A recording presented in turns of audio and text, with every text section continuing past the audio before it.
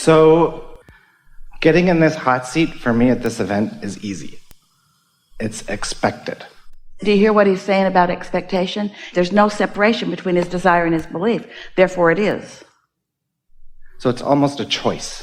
To me, it feels like it's a choice. I'm choosing time for me to be in the hot seat here. Everything's that way. And that's what I wanted to talk about is how do I get to a place where all desires simply just become a choice?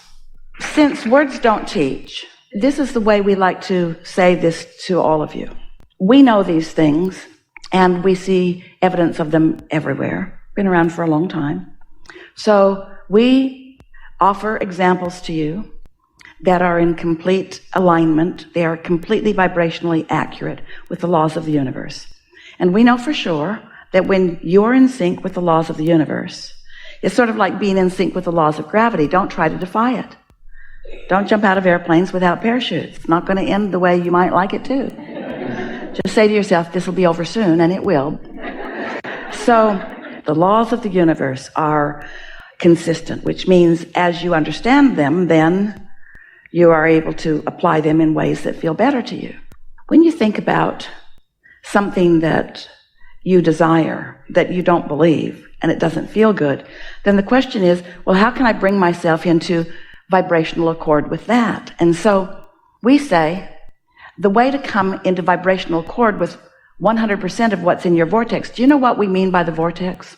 We're just going to tell them briefly, just in case they don't know, because this is an important piece.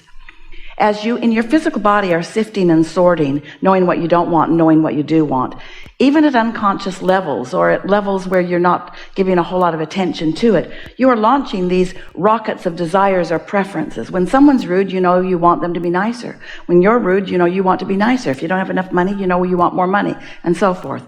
So this vibrational reality is gathering, sort of like the fetus in a womb. And law of attraction is gathering the cooperative components, so it's becoming more and more and more and more and more. Well, it reaches a place of being ready to be birthed into your experience. But if you're not a vibrational match to what it is, in fact, if you're like so many people and you are a vibrational mismatch to what it is, you want it, but, in other words, I want more money, but I don't have enough. If you are not a vibrational match to it, then even though it is offering revelations, impulses, your inner being is guiding you continually on how to get closer to what you want and how to understand that every choice that you make can be manifested. If you're not in the vibrational vicinity of that, then you miss it. And so we teach that through meditation, there are other ways, but meditation is the clearest, easiest, surest way. When you quiet your mind, sit for 15 or 20 minutes, and usually by the end of that 20 minutes, you can, if you've found something to focus upon, like the flicker of a flame or a dripping of a faucet or even the sound of the air conditioner in the room or your own breathing, just find something to focus on that takes your attention away from things that are bothering you. Your vibration will rise, and usually you feel a feeling of detachment in your physical apparatus. And what happens when you accomplish that is that since you have ceased all thought, then you've ceased all resistant thought, which means resistance isn't a factor in your vibration anymore, and your vibration rises, and then you are at one with your inner being, and then the impulses come. Well, we've offered this to you, and it is absolute, and yet, for some, those were only words. They were only words that don't have any true meaning, and therefore there's no true knowing on the part of those hearing, until you have had the experience of meditating and quieting your mind and feeling the detachment and the vibration rising, and then actually felt or had the experience of something occurring to you that felt satisfying as it occurred. And as you followed the satisfying trail of these thoughts that are coming, it led to the manifestation that you want, such as in this case, the manifestation of being in the hot seat. So, since words don't teach, only life experience does, we can't give you the knowing. We can only know it and offer as many examples of it as we can and have as many conversations where you feel energy moving. In other words, if we can convince you that a shift in your vibration will mean a shift in your experience. And if we can convince you that that doesn't mean getting others to be different, it means your perception of them being different, your perspective of them being different. Once you are able to control your perspective, then you can control your relationship with your inner being and with all of these resources and with what's in your vortex. And then it really does begin to feel like a choice. Everything's a choice. I am invincible, meaning I know how the laws of the universe work. I'm wise enough to know whether it's a satisfying feeling or not. I'm wise enough that if it's not satisfying, I change the thought when it's easy to change. I don't wait for the momentum of it to get so strong I can't change it. And so I'm in more control, you might say, of the way I feel. So I hang out in satisfaction more of the time, and life just gets better and better and better and better and better and better and better. That's how it works. Awesome. Now state your question to us again if you can, the one you started with. How can everything just be a choice? Exactly. By understanding that you already chose it. In step one, that's when you did all your creating. You chose it. It's in the vortex. Your inner being is tending to it. The cooperative components have been gathered. See, this is the piece that's missing for most of you.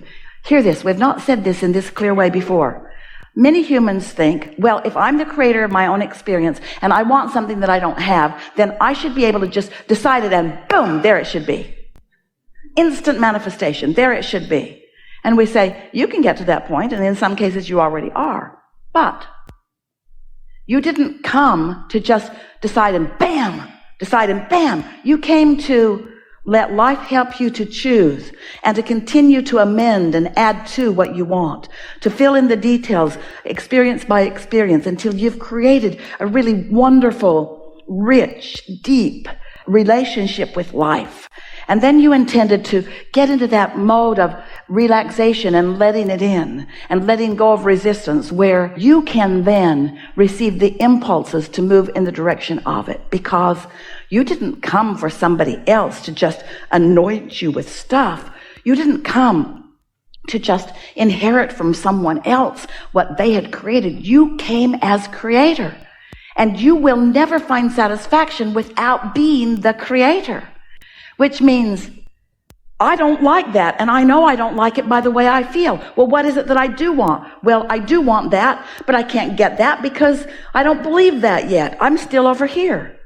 So then you've launched it, and then you begin to find ways of letting yourself be more of a match to this than this. Sometimes it requires not thinking about it, because every time you think about it in the same way that you used to think about it. Right now, where all of your power is, you could absolutely do just as you say. If you're standing in this satisfied place of non-resistance, you could choose anything, and you would begin moving toward it, and you would know it. You would know first by the excitement or the exhilaration you feel as you first think about it. And then, if no one talked to you about how hard it is, and you didn't remember how hard other things like it had been, and you didn't start jamming up the circuit with beliefs and memories that clog it, it would just move steadily from this pure place of wanting into a manifestation. But during the process of it evolving, in the process of these thoughts turning to things, you will have other experiences that will cause you to put more defining things into your vortex. And so that's what deliberate creating at its best really is. You ask, it starts to come. Your new perspective shifts, because when that dropped in, you had a different vantage point. So more contrast caused you to offer another intention. You still find alignment, and so that comes along, which is a new experience, which causes more differing contrast. So we would like to just zap you into an understanding that you are making those choices. Every single thing that you are living is because you are doing exactly what you wish to do. Which means your question wasn't quite as clear as you wanted it to be, because you are constantly making those choices, and those choices are constantly coming into your experience exactly at the vibrational frequency that you've offered them. You've got to be in a non-resistant place to just choose, because almost everything that you think about, you've got beliefs about it that are in the way of your choices. Does that make sense? So it's perspectives we choose based on past circumstances that get in our way. Say it again. It's perspectives that we choose based on past circumstances that create the resistance that get in our way. Yeah. A belief is just a thought that you continue to think. And so the answer is just think the new thought more. When you realize that you do have beliefs that are not valid, and any belief that says I'm not worthy is one of those stupid beliefs. Any belief that says Source is going to be mad at me if I do that, there's so much that you believe about yourself and about others that prevent you from enlightenment. The way I see it is that we allow our circumstances to define our beliefs. That's exactly right, and let's talk about why. That's because, those are such good words. That's the most meaningful part of this conversation that will happen all day long. That's exactly right, because, say it again? We allow our circumstances to define our beliefs. Yes, which means what I can see and hear and smell and taste and touch is what I'm using to make my decisions. Not what my inner being knows, not what's in my vortex. I'm not under the influence of broader point of view. I'm under the influence of very narrow point of view. And the big question is, am I under the influence of love for myself or not?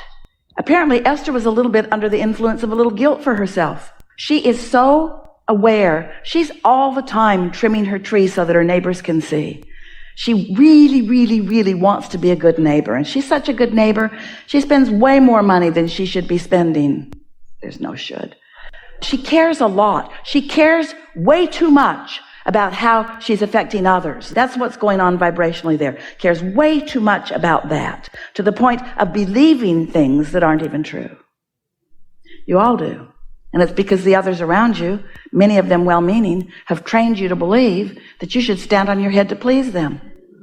And you have in many ways replaced them as your guidance system. So as long as you can keep them happy, then you think you're on stable ground. But the thing that's tricky about that is they keep changing, don't they? Have you ever knocked yourself out to give somebody something that you thought they wanted, and then they evolve and don't want that anymore? They want something else, and you think, man, that was a lot of modification of my personality and behavior, and it's still not enough. Now you want something more until you get twisted in a pretzel as you're trying to be what others think that you need to be. But when you discover, when you remember, when you realign, when you quiet your mind, when your vibrational frequency rises to the equivalency of who you really are, and you remember who you are, then you are under the influence of source energy, and others around you have the benefit of that too.